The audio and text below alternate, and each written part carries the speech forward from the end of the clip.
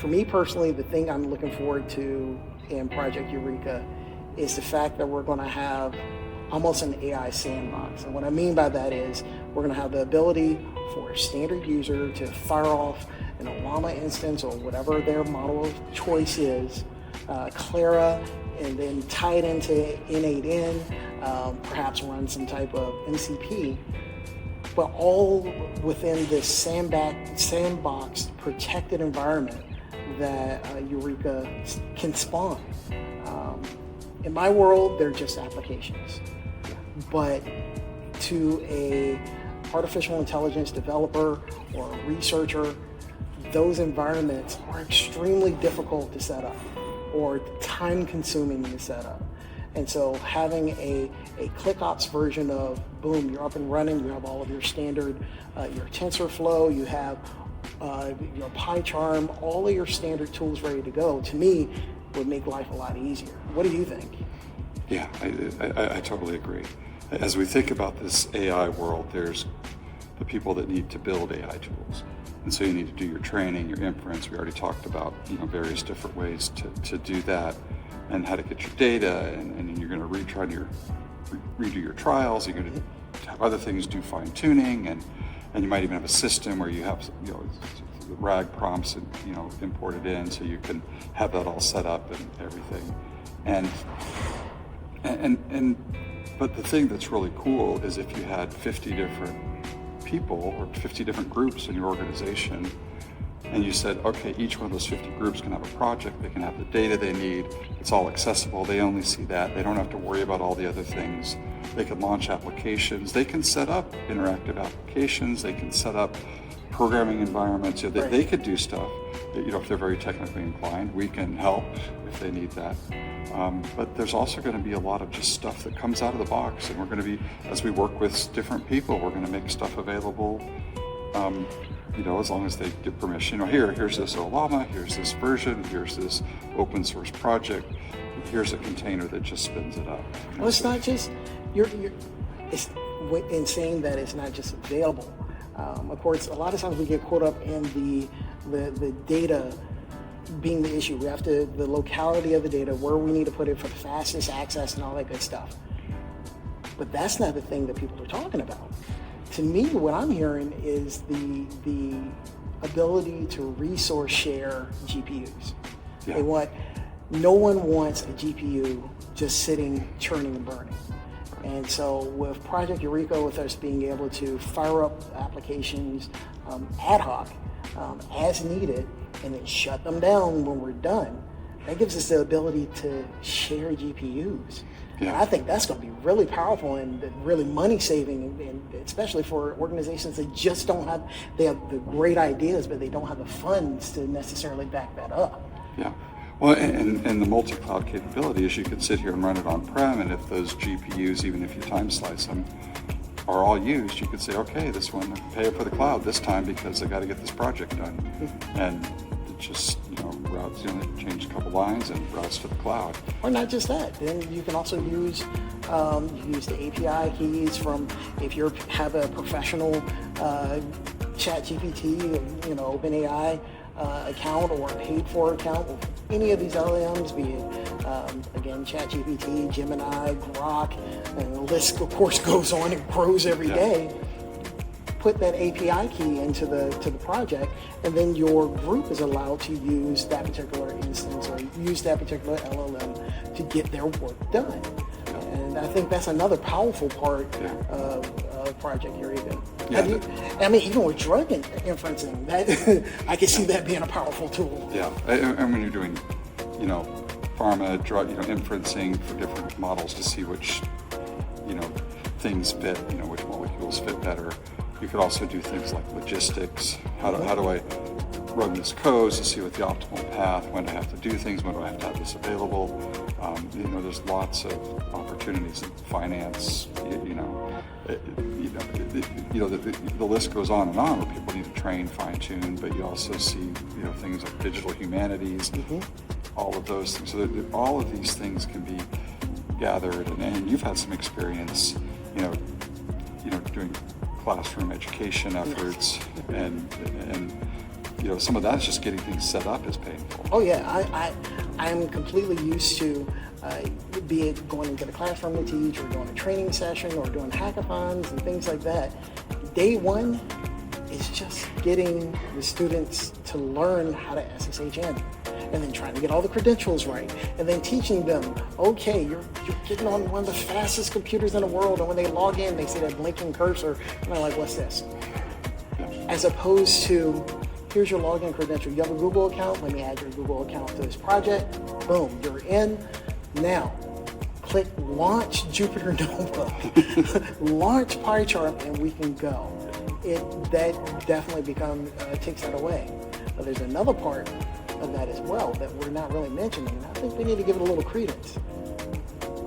Using a lot of the more publicly available LLMs, there is a concern with personal and private information.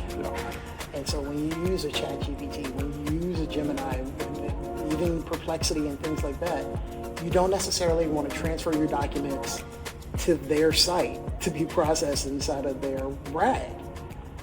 Being able to fire off your own instance of LLaMA, as large or as small as you need, and have the ability to start it and stop it with localized fast storage, then means that you can set up your own private RAG using your data and the model that you want. And of course, if you want to go even further, train that model to tune it to work the way you need it to. So, yeah, it's really powerful. And trying to get the manual processes. I had a look at projectEUREKA let's build the plumbing for this system. Build the electric and plumbing. Electric is compute, plumbing is the data, and you come in the room, you flip on the switch, and click on your TV and do what you need to do. Research should be that easy. Exactly. I could even throw in there one last component wherein, no, it disappeared. It was a good point. It was a great point. It was a great point. It was an absolutely great point, and it is out the window, down the street, getting a drink at the bar. It's actually a point that you brought up. There it is. The other great thing about projectEUREKA is the fact that it's going to be Kubernetes. It's going to be built on Kubernetes. So that means that we also get to tap into the reproducible science. We get to tap into containers. And then with the addition of KubeVirt, I'm not going to take your thunder. You go ahead and talk about KubeVirt. And what's interesting is on-prem, it's all Kubernetes. So KubeVirt allows you to do VMs. So those things that don't work in containers, you got your VM. You got this weird version of some OS that you need something weird. You got it. You got the container, that's all there. So you can run either of those in Kubernetes.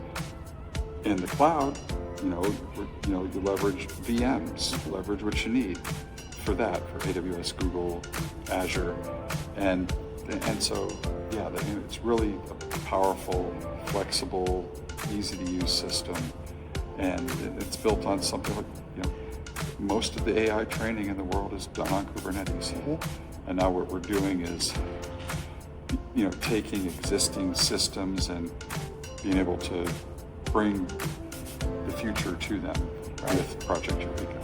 Right, when we're speaking about AI, we try not to use some of the HPC terminology. But the fact is, there are these older clusters. They're still decent, but there are these older clusters that are sitting there churning and burning while people are moving towards the cloud. Being able to kind of bring the cloud back, or that cloud experience back to on-prem, and get a better utilization of those local resources could be huge for those users. I imagine a CIO walking into a meeting with some of the faculty members, or a CIO walking in with his researchers or his engineers and going, hey, remember when you used to have to do all this login and things like that? Instead, I just want you to go to this website, log in, and as you see, we have a list of applications that all you need to do is click and start. Do you have any questions? That's right. Set it up and go. Right. And device agnostic, be it an iPad, a Mac, a Windows machine, a Linux machine. Here's the website. As long as you have a web browser that supports it, you're good to go. Exactly. Yeah. It's really cool. It'll be fun to see how people extend it, go beyond it. Each project has its sandbox, as you call it. How can we extend that concept to make it easier for people to do things? There's a lot of potential that this has once we have that foundation. We want to get this foundation out to everyone, us use it, and then we keep building on it. So here comes the last question. The beta is about to release. I know we're all getting excited, and then we're going to have, of course, release candidates and whatnot. Where do you see Project Eureka next year, this time? I do see it deployed in lots of places, and people are using it and getting things done much more quickly. Right now you have each individual group writing scripts, figuring out, like shell scripts or Python scripts to figure out, and even with, the GPTs helping them write that code, it's still, you got to maintain it, you got to update it. And, the big thing is we can help with the plumbing and the electricity, so you only have to focus on the stuff that you need to get done. Mm-hmm. And then, and that's the thing. So we hope people are just, just like AI helps you write your term paper, we'll help people. Helps me proofread my term paper. No. Exactly. It grades my paper so I can redo it. But the interesting thing, you can just take that and go. So you have this platform, we can do the same thing to all those individual stops along the way that people have to go to get anything done. You do it once in a very simple, easy way, and then it just works, and works for the next project, the other project, the next project. It's not as snowflakey. It becomes the platform, not your it becomes the platform, not the tool you're forced to use. Yeah. So that I think that's going to be. I think Project Eureka really has the motivation, it has the support behind it to become that. I think it's going to be cool. Yeah. All right. So beyond that, any calls to action for the people? If you're interested in the beta, reach out. All right. And of course, you can take a look at Project Eureka at projecteureka.ai. Check out some of the stories, join our beta program, and thanks for joining us.